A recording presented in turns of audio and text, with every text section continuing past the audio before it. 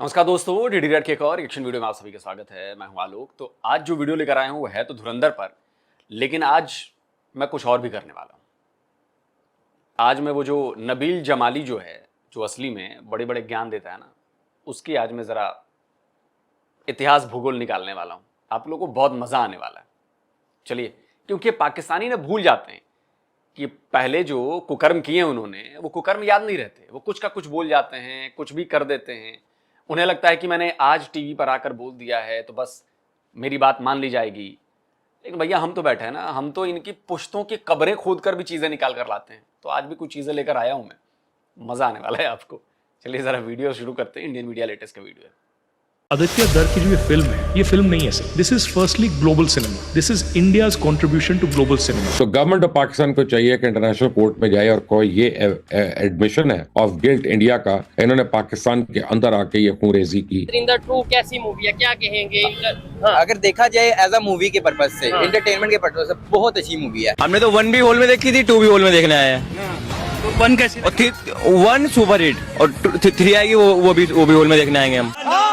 ये जो फिल्म बनी है, ये फिल्म जो है, इसको बाकायदा जो दिया गया है, पैसा दिया गया है, वो इंडियन गवर्नमेंट ने दिया है। फंडिंग इंडियन गवर्नमेंट ने की है। अच्छा,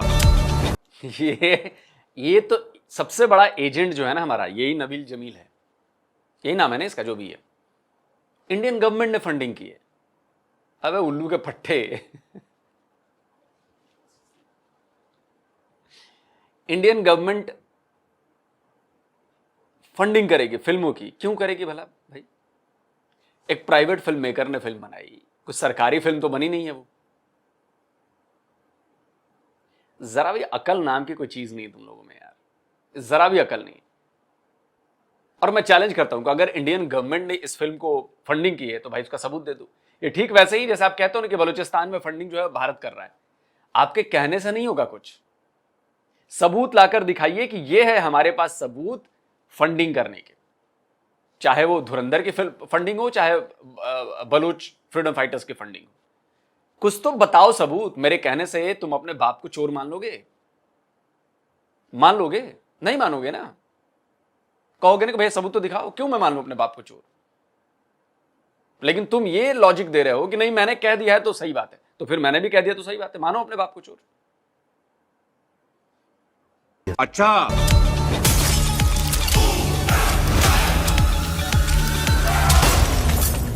तो मतलब देशभक्ति मूवी है, सबको देखनी चाहिए। सबको देखनी चाहिए। अगर गलत कोई भी करता है, चाहे कोई भी हो, वो कोई भी धर्म हो, वो गलत तो गलत दिखाए तो कोई दिक्कत नहीं है। दिक्कत नहीं है कोई। वाह भाई वाह। मैंने धुरंधर 1 भी देखी थी। अच्छा। और मैंने 2 भी देखी Movie है। lover और मैं वैसे भी मूवी लवर हूँ। मैं मतलब कभी भी कोई न्यू मूवी आई है तो मुझे होता है कि सबसे पहले जाके मूवी देखी जाए। धुरंधर में दिखाया कि वो जिस तरीके से, लेकिन जाके मैडम कहाँ देखी होगी आपने? पायरेटेड देखी होगी, डाउनलोड करके देखी होगी।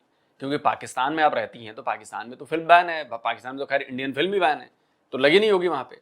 आप किसी दूसरे देश में जाकर तो देख नहीं पाएंगे। मिडिल ईस्ट में तो लड़ाई छिड़ी हुई है, भारत आकर आप देख नहीं पाई होंगी। तो आपने बेसिकली पायरेटेड वर्जन डाउनलोड किए तब देखिए। चलिए, कोई बात नहीं। जिस तरीके से उसका सर काटता है और जिस तरीके से उसको फुटबॉल, तो ये इतना पार्ट, इतना जहां जहां आप मुझसे पूछेंगे ना, मैं बोलूंगा जी ये सही था और ये गलत था। धुरंधर मूवी ने, चलो मैं कहता हूँ ना कि हमें फेमस किया कि हम लियारी के लोग हैं, लियारी में इस तरह माहौल था। पाकिस्तान में फिल्म को रिलीज करना वैसे ही एक डिफिकल्ट काम है, और उसमें री रिलीज तो बहुत ही तकरीबन नामुमकिन। आप एक मूवी बना रहे हैं जो कि एक तासुर ये है कि लाज़िम बात है कहीं से फंडेड है, और उसमें आपने पाकिस्तान को बदनाम करने की कोशिश की। एक चीज होगी, उसको बहुत एग्जेजरेट किया। जिसका नाम ही ना हो उसे क्या बदनाम करना। तुम लोग तो बदनामी के मसीहा हो, मसीहा। बदनामी अगर कहीं से गुजरती है तो वो तुम लोगों को सैल्यूट करते हुए निकलती है। वाह भाई वाह। तुम्हारी भाषा में बोले तो सलाम करते हुए निकलती है। तुमको कौन क्या ही बदनाम कर सकता है भाई? सही बात है कि आप ये मान रहे हैं कि आपके एजेंट जो हैं वो आके पाकिस्तान में ऑपरेट करते हैं। अब ये इसमें बड़ी इंपॉर्टेंट बात है सर। उन्होंने मानना क्या है, वो जो एक उनका नेवी का कुलभूषण यादव, वो तो हमने पकड़ा हुआ है ना। तो आप अपनी फिल्मों में भी मान रहे हैं कि लोग आते हैं और यहाँ इन्वॉल्वमेंट करते हैं और अपना काम करने की। फिल्मों की तो छोड़िए जनाब, हम तो हकीकत में करते हैं। तभी तो तुम्हारे मुल्क के बड़े बड़े बुद्धिजीवी मीडिया में बैठ के रो रहे हैं, खुलेआम मीडिया में बैठ के स्वीकार कर रहे हैं। So what are you going to do? आपके कौन से स्ट्रेटेजिक ऑप्शंस हैं? आपके पास 2-3 स्ट्रेटेजिक ऑप्शंस हैं। एक, आप फिर वो टूटी खोल दें कश्मीर वाली, टू टेल इंडिया अच्छा ये बात है, ये हम टूटी खोल रहे हैं, फिर जिहादी जाएंगे लड़ने के लिए वहाँ, ठीक। Then you will attack, launch counter attacks, जो आपने नहीं की। आपने रोकी हुई है सारी वो, आपने डिसबैंड कर दिए हैं यहाँ जिहादी ग्रुप्स को। आपके बहुत से जिहादी लोग इंडिया ने यहाँ असैसिनेट कर दिए। But can you revive the जिहाद अगेंस्ट इंडिया एंड कश्मीर, और उसके क्या कॉन्सिक्वेंसेज होंगे? बहुत खतरनाक होंगे।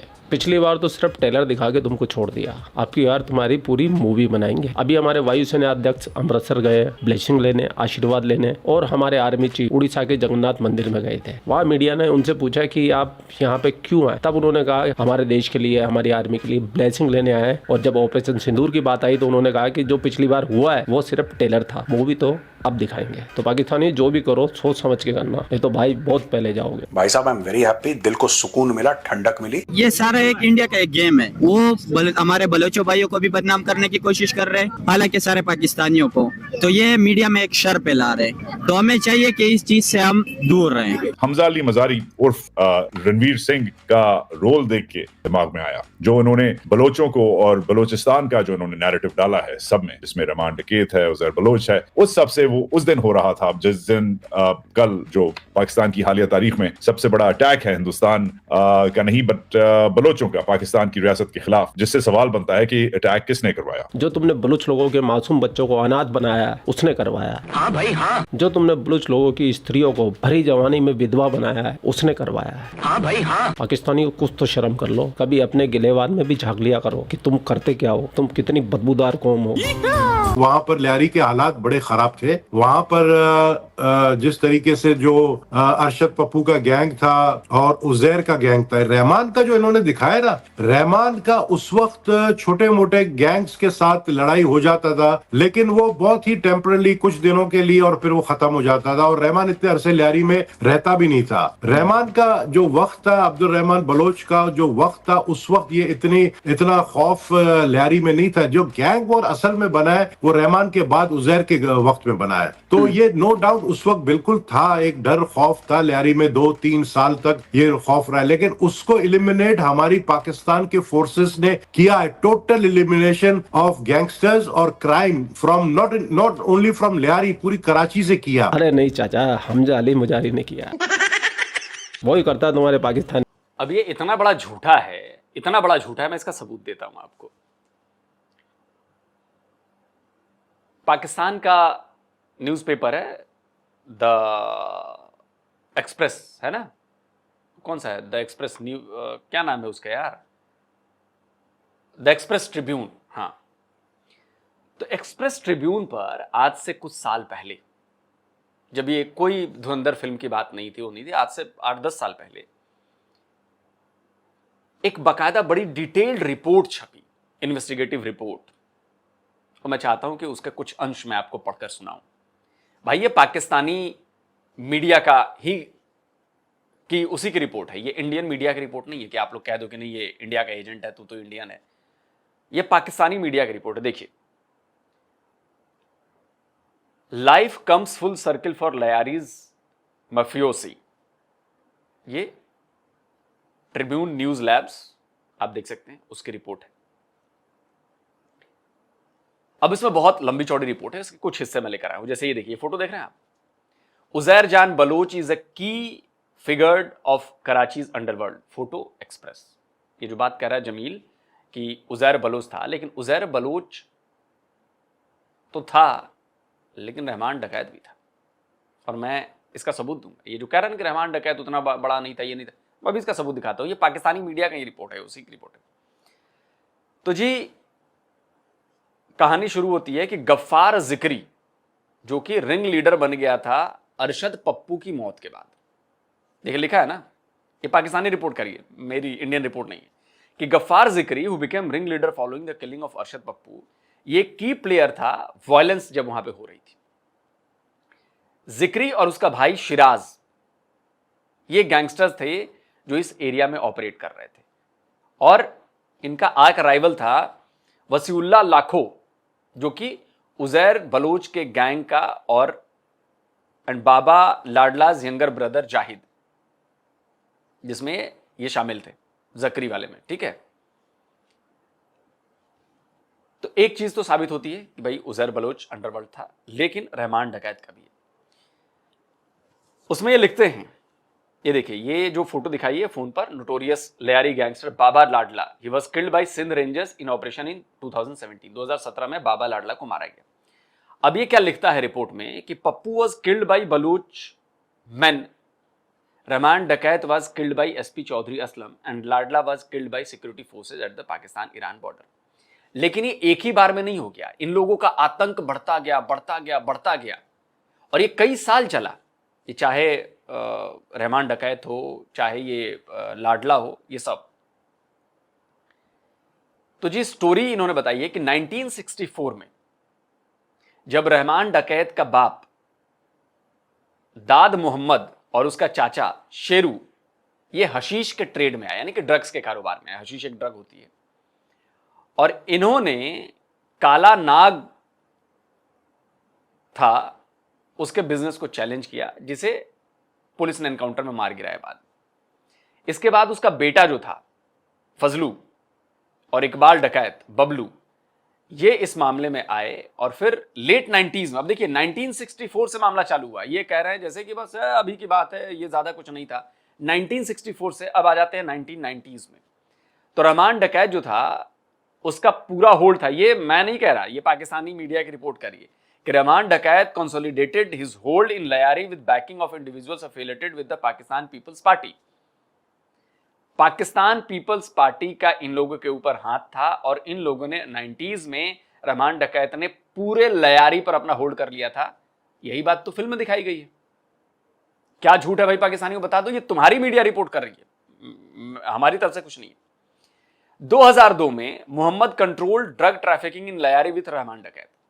रहमान डकैत के साथ मिलकर मोहम्मद ने ये जो पूरा है, वो जो हाजी लाल मोहम्मद है, और मोहम्मद जो था वो रहमान डकैत का मेंटोर था और अरशद पप्पू का बाप था।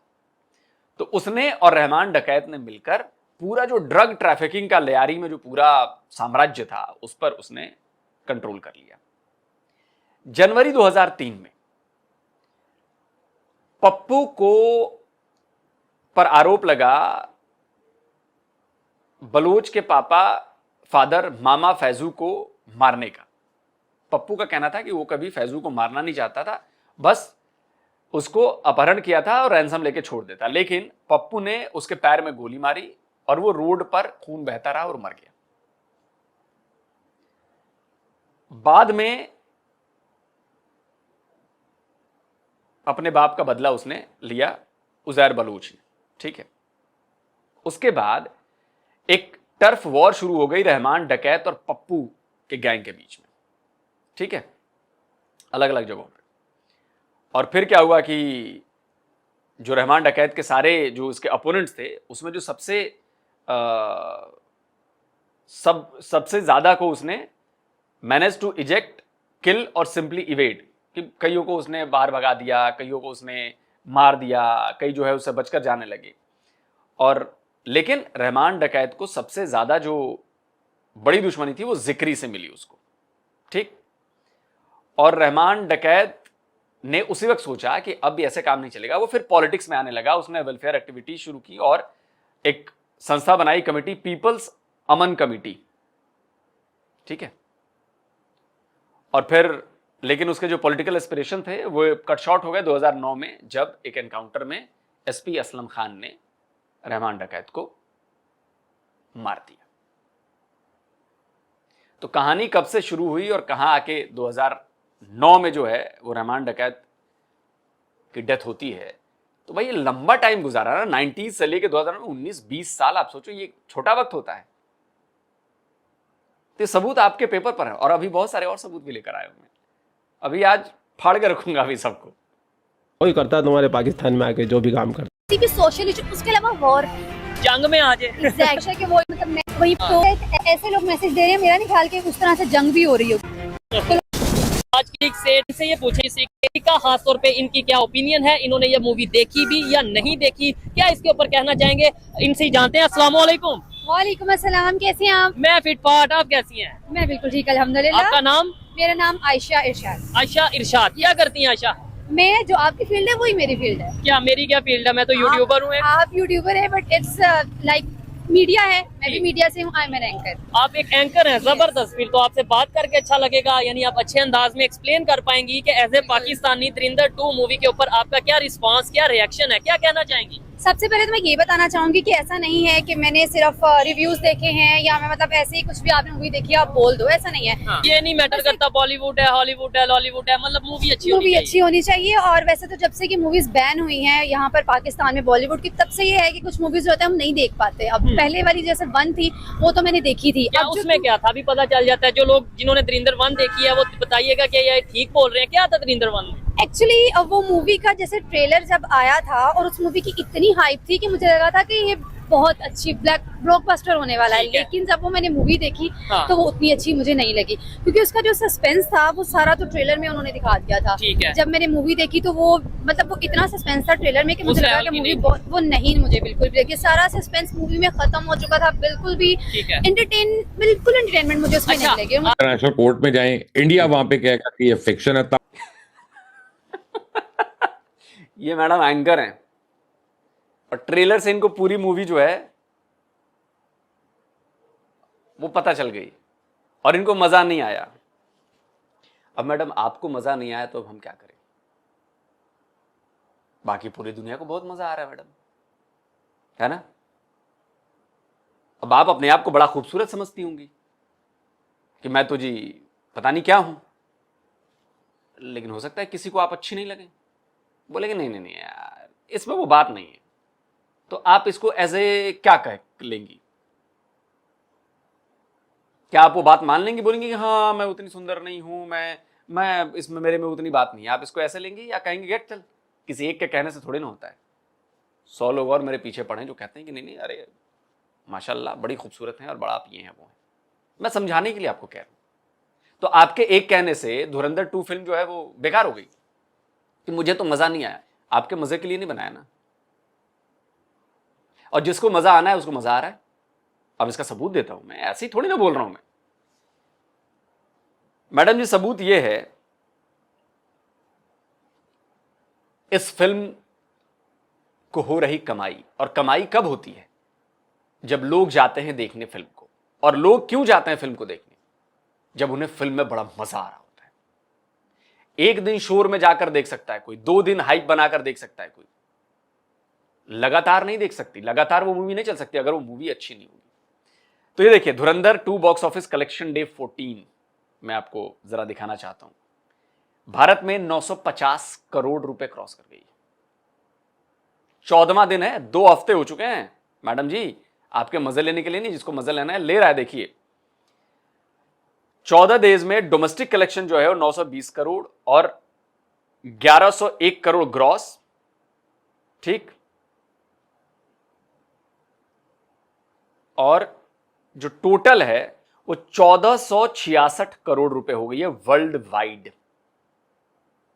1466 करोड़ रुपए हो गई है 14 दिन में। इंडिया का net collection 920 crore, India gross collection 1101 crore, overseas collection 365 crore, तो टोटल हो गया जी 1465 करोड़। तो मैडम 1465 करोड़ रुपए कमा चुकी है फिल्म। 14 दिन से लगातार लोग इसको देख रहे हैं और आप करें कि मुझे मजा नहीं आया, सारा वो रिवील हो गया। फिर आपको ना फिल्म देखने का सेंस नहीं है, आपको फिल्म देखने का सेंस नहीं, आपको समझ में नहीं आया मामला, तो आप क्या बोलेंगे? बताइए दोस्तों, जो फिल्म 1465 करोड़ रुपए 66 करोड़ रुपए कमा चुकी हो, 14 दिन से जो लोग लगातार देख रहे हैं, हजारों लोगों ने क्या लाखों लोगों ने मूवी देखी, और सबके जो आ रहे हैं रिव्यूज हमने देखे ट्विटर पे, सब कह रहे हैं कि क्या जबरदस्त मूवी बनाई है, और ये मैडम करेगी इनको मजा नहीं आया। अब आप ही बताइए। ये फिक्शन है तब पता चल जाएगा कि ये रियल इवेंट नहीं है। Either way they will have a price to pay. जहां तक लियारी बना रही है, ये बना रही है, मैं तो पहले भी कहा था शकील मेमन साहब को, आपसे फिल्म बननी नहीं है, आपसे तो चैनल नहीं अपने चलते। आप बेहतर है कि ये इसमें ये किसी के पैसे खाने की स्कीम होनी, और क्या होना है। अपना फिल्म हम इंडिया से अच्छी नहीं बना सकते, ये मान लें, उनको फिल्म बनानी आती। आप ये देखें कि उन्हें तो बिल्कुल ही पाकिस्तानी को ऐसा दिखाया जाता है कि जैसे कि बंदे देख के लगे कि ये तो दहशतगर्दी है सारे। ठीक है। अच्छा नहीं, एक ये भी जो लियारी का एक इमेज या जो एक चीज दिखाई गई कि उधर गैंग है, उधर इतने इतने वेपन्स पड़े हैं, हर घर के अंदर ऐसे वेपन, दरवाजा खोलो अंदर असला ही असला, मतलब कि आपस में इंडस्ट्रीज भी है वहाँ पे वेपन क्रिएट करने की, ये मैंने मूवी के अंदर असले की देखे इंडस्ट्री हैं। हाँ जी, ठीक है। यार आप ये बात देखें कि कोई भी कंट्री ऐसा नहीं है कि जिसके अंदर ना सरेआम इतना असला हो, लाइसेंस हो, अवाम के पास, अवाम असला रखे, वो उनको चलो ठीक है, वो समझ में आती है। ऐसे आप देख लें यहाँ पे कितने को लोग AK-47 लेके फिर रहे हैं यहाँ पे, ये दिखा देना एक बात है। और एक और चीज कहना चाहूंगा, नो डाउट लियारी की अगर बात करें गैंगवार थी वहां पे, ये तो आपके है या पूरी दुनिया को पता है कि गैंगवार थी, लेकिन अभी रेंजर्स आई, पाकिस्तान के जो अदारे हैं उन्होंने उसके ऊपर प्रॉपर वर्क किया, और कराची से जो बड़ी हद तक मैं समझता हूँ कि 80% 90% की हद तक जो गैंगवार है उसे खत्म कर दिया। अभी भी लोग मौजूद होंगे, अभी भी गैंग्स मौजूद होंगी, लेकिन उस तरीके से नहीं कि जैसे मूवी में दिखाया कि ऐसे दरवाजा खुला, अंदर से वेपन ही वेपन, मतलब इतना वेपन तो शायद मेरे ख्याल से इसराइल और ईरान की जंग में यूज नहीं हो रहा होगा, मूवी में दिखा दिया। सोहेब भाई, बिना रिसर्च के ना चीजें नहीं बोलनी चाहिए। आप तो पढ़े लिखे हैं, इतने लंबे टाइम से काम कर रहे हैं, आपसे कम से कम ऐसी उम्मीद नहीं है। क्या फिल्म में यह दिखाया गया है कि अभी की बात है? क्या फिल्म में यह दिखाया गया है कि अभी की बात है? फिल्म बनी है उन इंसिडेंट्स पे जो लियारी में हुई हैं। इतनी भी समझ नहीं है आपको? अब अगर उसामा बिन लादेन पर कोई फिल्म बनेगी और उस फिल्म में अगर अभी फिल्म बनती है और बताया जाता है कि उसामा बिन लादेन को पाकिस्तान के एबटाबाद में वहां पर मारा, नेवी सील्स ने घुसकर मारा और पाकिस्तानी फोर्सेस देखती रह गई, तो क्या आप ये मान के चलेंगे नहीं नहीं अभी ऐसा कुछ नहीं, अभी तो थोड़ी ना उसामा बिन लादेन वहां पर है? अरे भाई, ये उस वक्त की बात हो रही है जब उसामा बिन लादेन वहां पर था। लियारी पर फिल्म उस वक्त बनाई गई है जब लियारी में ऐसा हो रहा था। इसलिए मैं कहता हूं ना कि IQ लेवल बहुत ज्यादा कम हो गया है पाकिस्तानियों का। और अभी मैं सबूत लाऊंगा ना, मैं बिना सबूतों के बात नहीं करता। उन्होंने ये भी दिखाया है कि हमारे ना लियारी वाली साइड पे ना उनके वो फैक्ट्रीज हैं, इंडस्ट्रीज है जिसके अंदर वेपन लेके आते हैं, पता नहीं किसी जगह से इंपोर्ट होता है, और उसे तैयार करते हैं, उसे फुल तैयार करते हैं, और वो वेपन जनाब जी यूज होता है कि गैंग वॉर्स के अंदर। और वहाँ पे हर 2 मिनट बाद फायरिंग हो रही है, हर 2 मिनट कोई ना कोई गैंग आपस में लड़ रही है।